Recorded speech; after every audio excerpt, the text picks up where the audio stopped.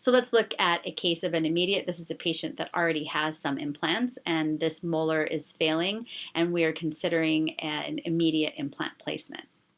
And so you can see here we have a nice site. Our inferior alveolar nerve is nicely out of the way. We have a good amount of width to place our implant.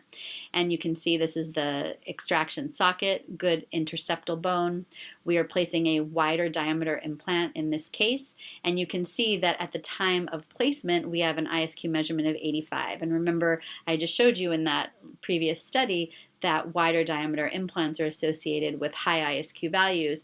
And I have to say, in my clinical experience and practice, some of the highest ISQ values that I've seen have definitely been in the wider diameter implants. And so this is at the time of placement.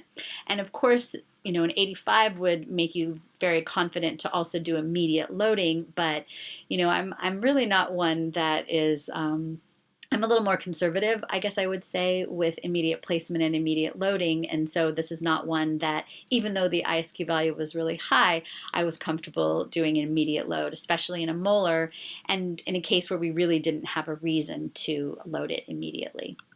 And so this went on to heal, grafting in the area of the gap between the extraction socket and the implant, and then after healing for 3 months. And so you can see we have very nice healing. A healing abutment is in place, and so this was a one-stage placement, an immediate placement at the time of extraction. And then at the time of loading, we are going to measure again, and we can see that it's even higher, 91. So in this case, it would have been interesting to see if it did have that dip between the primary and the secondary stability, because it started out so high and then ended up even higher. And so, you know, did it go through that dip? And we assume yes, but didn't take a measurement at that time during the integration phase. And this is the implant at the time when it's going to be loaded.